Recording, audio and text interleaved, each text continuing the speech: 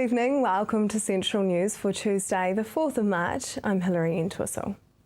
Diving in the beautiful waters around the Bay of Plenty may not seem like your average research activity, but for a University of Waikato master's student, it is an essential part of a study that will forge new ground globally in the field of marine chemotaxonomy. Sam McCormick, winner of the Research in 3 competition at the university's 2014 Treasuring the Bay Coastal Economic Symposium in January, is investigating the biochemical composition of sea sponges to classify and identify the different varieties found in the Bay of Plenty. This process is known as taxonomy, and Sam's research will be the first project to examine taxonomy linked to ecology and chemistry. Sam says little has been done in this field and there could be big pharmaceutical finds. Yeah, well, I gave a speech to the Coastal Economic Symposium on my research, and basically everybody liked it, and I came out a winner. It was based on the economy in the Bay of Plenty and improving the Bay of Plenty's economy based around the marine environment.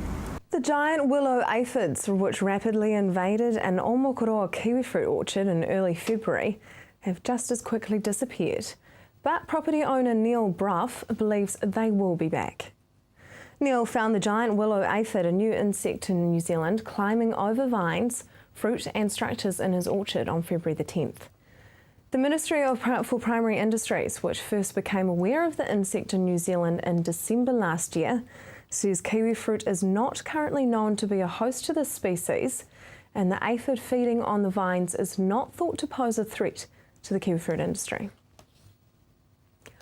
On Saturday the 1st of March, a further 10 safer speed areas of 40 kilometres were established in residential neighbourhoods throughout Hamilton.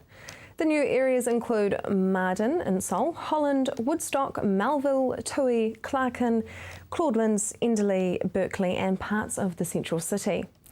The areas were chosen because of the crashes that have occurred in these areas in response to resident requests.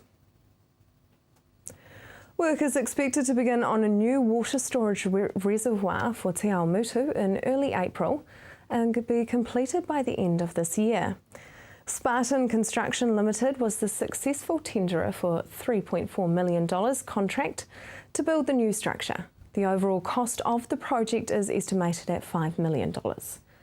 The new concrete reservoir will hold 6,000 cubic metres, the equivalent of 3 Olympic-sized swimming pools of water.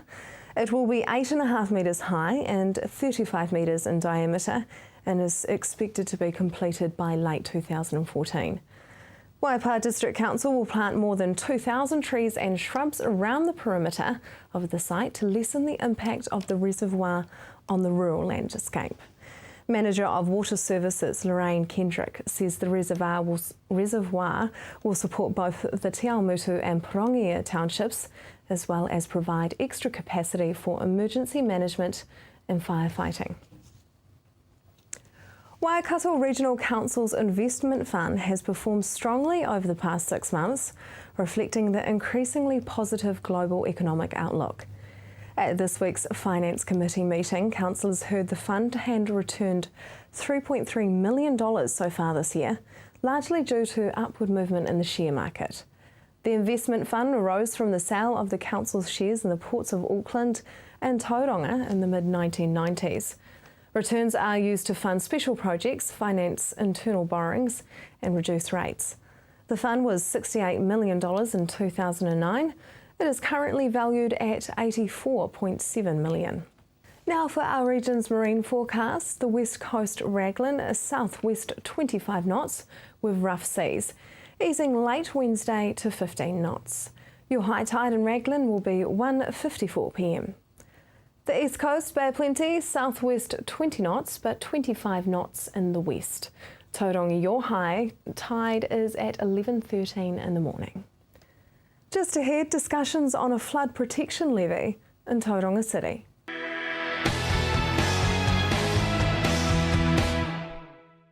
Welcome to Central News on TV Central. There has been a lot of discussion about a levy for flood protection in Tauranga City. I found out from the Mayor what has been discussed so far. Well, obviously, as a result of climate change, Tauranga City, like many cities around the world, is impacted by changing weather events. So we've already invested over $100 million into flood protection, and then the new council is considering a particular levy to help support that. So instead of all of that new work being done by debt, some of it will be done and funded by ratepayer contribution. In short, that's what it really is about. Personally, I think it's a bit premature. I'd like to see that be a part of our 10-year discussion, not our annual plan, but we'll work through that in consultation with the community over the next 2 months. As you said, you think that this should be put off until a 10-year plan. Why? Well, at the moment, our investment into flood protection, we're doing some work in the Mount Industrial area, and we're doing a lot of what's called 2D modelling. So when it does rain at certain intensities, where's the water going to go in areas that have suffered before? So my view is get the modelling done, look at our options, then provide the funding. How bad is the situation in Tauranga? Are we any worse off than anywhere else in New Zealand? As I say, we've already put significant investment into flood protection measures after 2005 flood. At best, there'll only be certain areas that would have flooding into their homes.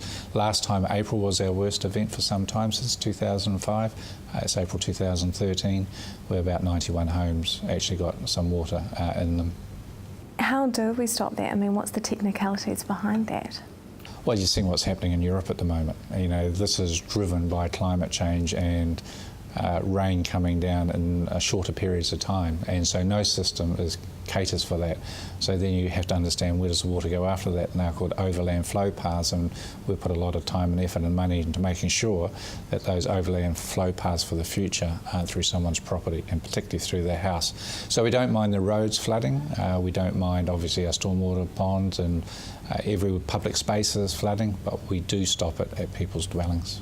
Has there ever been a similar flood protection levy put in place by any other council in New Zealand? I mean, can you get some advice from other places? The reality is you have to build your way out of it. And, you know, I remember going to a seminar about 10 years ago, people advocating that this was about to happen, the weather climate change issue. I'm not talking about global warming, climate change.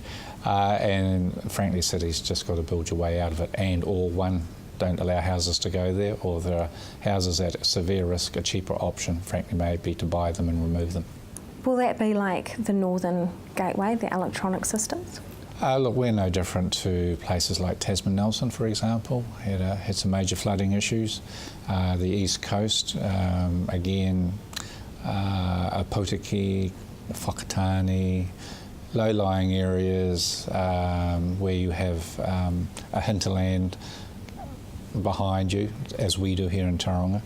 But some of the issues are in our poor planning of the past, allowing too many houses in a small area with not enough normal drainage, too many hard surfaces. So we're not just going to address the stormwater issue, we've also got to address the planning that goes with it for the future. You can find out more information at tauranga.gov.nz. As work begins to repair 2 sections of Hamilton's riverbank pathways that have been closed since 2011, there have been calls to prune the riverbank trees to open up the river for views.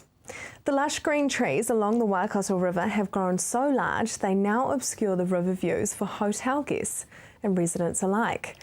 Anne-Marie spoke with Hamilton City Council Parks and Open Spaces Manager Sally Sheedy, who explained that it's an expensive process. Yes, it is. We do currently have a work program that does maintain and prune the trees along the riverbank, and we do concentrate on key sites annually each year.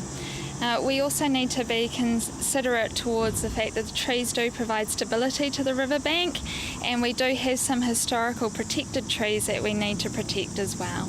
The riverbank pathway has been partially closed due to landslips back in 2011. What actually happened?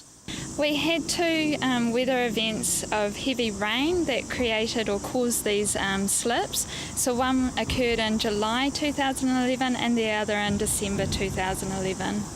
3 years seems a long time to wait for repairs. What was the cause of the delay? Yes, we do recognise that, and we would like to apologise for the inconvenience that has been caused to our river path users. The delays have been caused because we need to make sure we're getting the right solution, which is cost effective, and that involves engineering design and geotechnical investigations.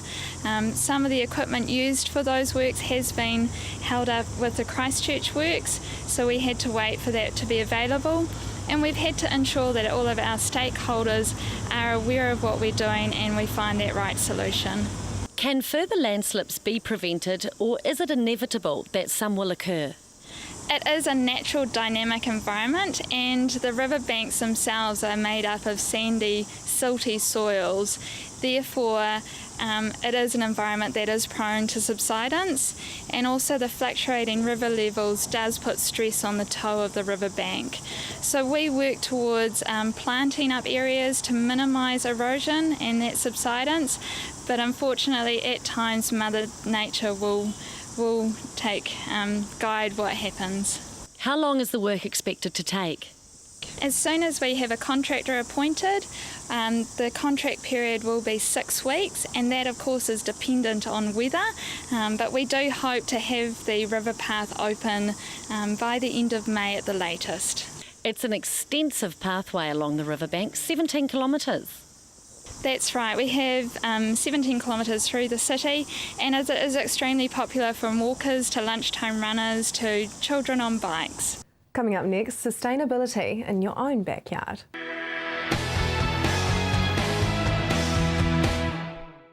Welcome back. With over 70 events in the Western Bay Plenty this March, the Sustainable Backyards Month, there is something for everyone. Whether you just want to be a bit greener or if you are looking at ways to save money. I spoke with one of the organisers to find out who has been involved this year. This year we've had over 40 local environmental organisations as well as councils, Tauranga City Council, Regional Council and Western Bay. Also inspired individuals who are holding cheese making or making green smoothies out of weeds from your garden. Amazing, interesting workshops all around the Western Bay. And it's a great chance for people to collaborate and work together in environmental groups to get to know each other and start working together. There is a sustainable home and garden trail running through March. Can you tell us a little bit about some of these homes? I mean, what makes them a must-see? Yes, we have 9 homes open this March, all throughout the month. And some of them are brand new builds built with new sustainable building products and brand new solar power systems and solar water heating, rainwater collection and amazing permaculture gardens, as well as some older homes that have been renovated to in a bit of a DIY project, and people have put things in themselves and got some amazing projects going. So there's something for everyone, whether you're looking at starting a new build or renovating your own home. And there's a house in Pies Pa that's quite special. Yes, it's a brand new build by Ron and Maureen Major. They were part of the Sustainable Homes Trail last year as well. They take people through and show their amazing permaculture garden with a bit of a food forest going on, and they have rainwater collection off the roof, and they also have a solar array which creates enough energy to feed back into the grid and also power the house next to them if they needed to. So I think solar is a great investment for the future and is turning into a really good sustainable investment. You have a no-dig garden workshop. Can you tell us about that? Well, we have an amazing gardening guru here at the Environment Centre. His name's Noel, and he's quite iconic in the area. He takes people through a workshop here at the village to show how you can garden, create a permaculture garden of your own without digging. So you mow your grass and get as many grass clippings as you can and other mulch, and you mulch the ground, and all you have to do is plant into the mulch, and you don't have to turn the garden over. And it's a more natural way of doing things because soil naturally has layers, and by turning over the soil you're bringing up the old seeds from weeds and things, and that means that they end up sprouting, and so you're better off just leaving things flat and building the layers. You can view the EnviroHub Sustainable Backyard Month calendar of events on their Facebook page or at envirohub.org.nz.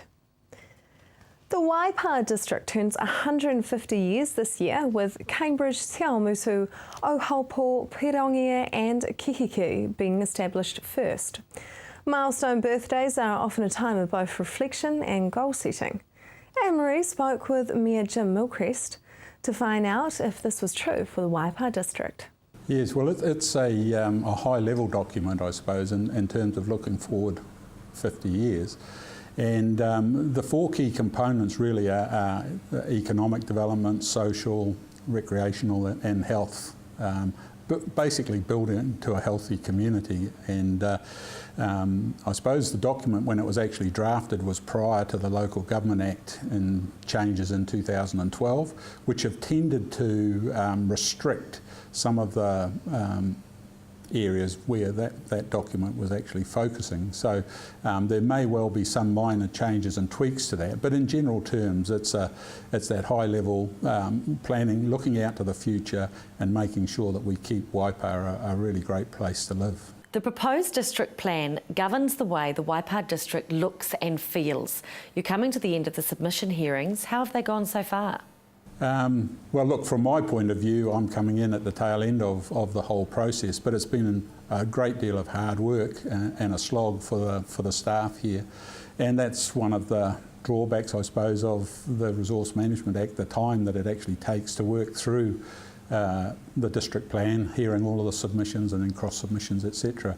But that's nearing a completion. Hope to be notifying that at the end of April, somewhere in that sort of order. And then we'll be just open for any objections to the plan. So if we've got it right, it'll be all law fairly quickly. If there are a lot of objections, then we've got to wade our way and sort those out.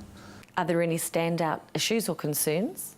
Not that I'm aware of in terms of likely objections, but you know, the standout issues for Waipa is maintaining its sound economic agricultural base.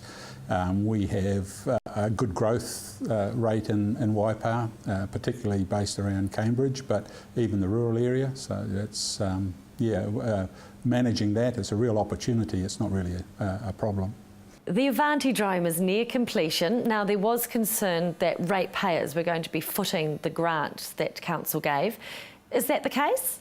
No, I suppose the confusion is that there's a line on everybody's rate demand that refers to the Avantidrome. What effectively has happened is that, yes, ratepayers are paying the $1 million loan off, but the increase in number of people moving to the district more than offsets those costs. So yes, definitely people are, the ratepayers have to pay the loan back, but our increase directly attributable to the Avantidrome offset those costs. You can visit waipardc.gov.nz to find out more information. Coming up next, the pipes are calling.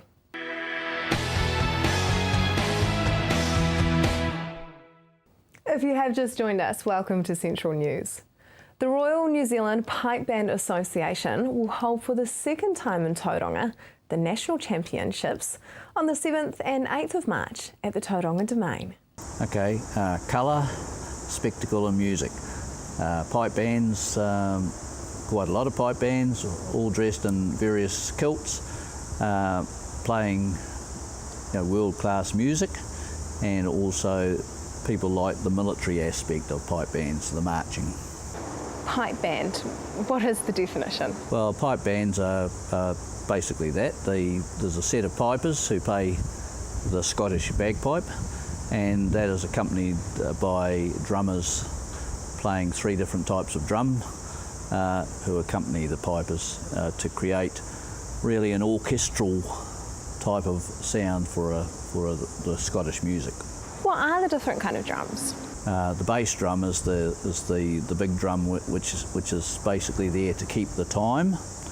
The snare drums are the drums that are playing music along with the pipes, and tenor drums, they add a percussion element into the playing and also a flourishing element, so there's music and movement.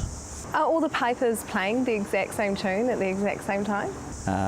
Mainly, and that's why they have judges, to judge that everyone is playing exactly the same, So if a piece of music is being played, every piper is playing exactly the same notes, except that there is in some tunes there will be pipers playing what are called seconds, and that's a kind of a melody, as you say, that stands out from the main music but adds to the musicality of the piece. Can you give us a bit of history behind the pipe band?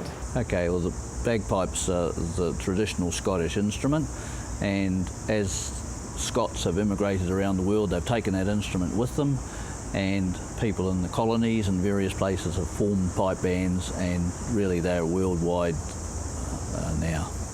Do most people who play in pipe bands, do they have Scottish heritage? No, that wouldn't be true in most of the countries. A lot of us, I'm of Irish descent, for instance, but pipe bands exist in places like Pakistan and other Asian countries as well. Weather for our Wednesday now. Hamilton becoming fine and the wind eases. Your expected high is 23 and an overnight low of 9. Paeroa, remaining showers will clear early morning and it will become fine. Your expected high is 23 and an overnight low of 10. Matamata, the same for you with an expected high of 21 and an overnight low of 10. Te Awamutu, the same for you, 23 and 9 your expected temperatures. Tokoroa, the same but a bit chillier with 19 and 8 your expected temperatures.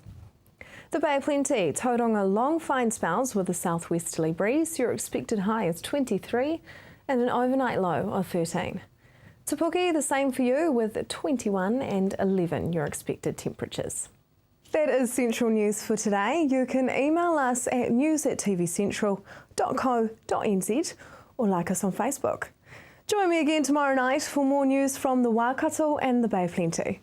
I'm Hilary Entwistle. I hope you have a lovely evening.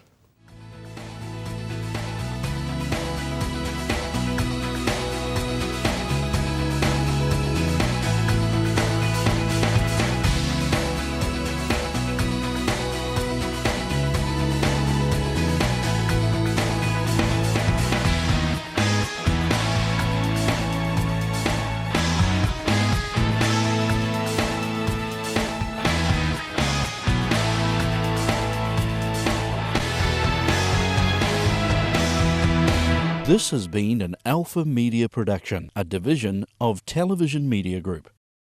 Supporting local content so you can see more of New Zealand on air.